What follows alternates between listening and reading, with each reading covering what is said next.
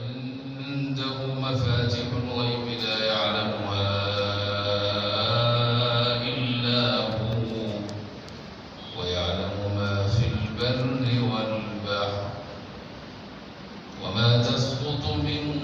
ورقة إلا يعلمها ولا حبة في ظلمات الأرض ولا رطب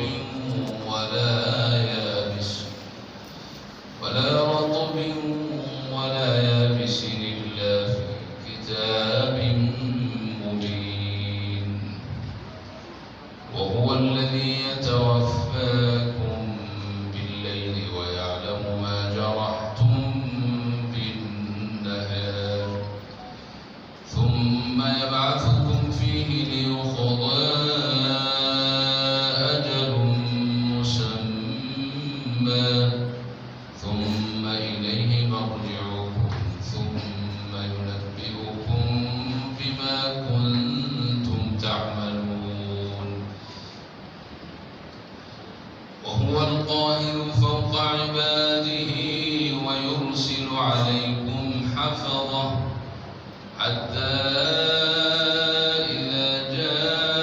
جاء أحدكم الموت توفته رسلنا وهم لا يفرطون ثم ردوا إلى الله مولاهم الحق ألا له الحكم وهو أسرع الحاسبين قل من ينجيكم من ظلمات البر والبحر تدعونه تضرعا وخفية لئن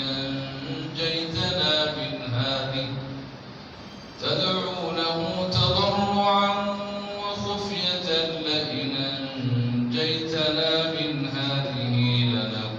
لنكونن من الشاكرين قل الله ينجيكم منها ومن كل كرب ثم أنتم تشركون قل هو القادر على أن يبعث عليكم عذابا من فوقكم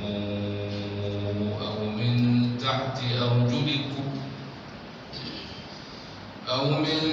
تحت أرجلكم أو يلبسكم شيعا ويذيق بعضكم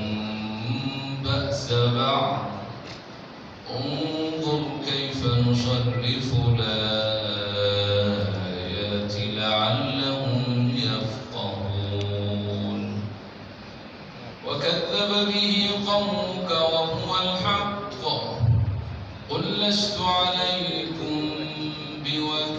بوكيل لكل نبأ مستقر وسوف تعلمون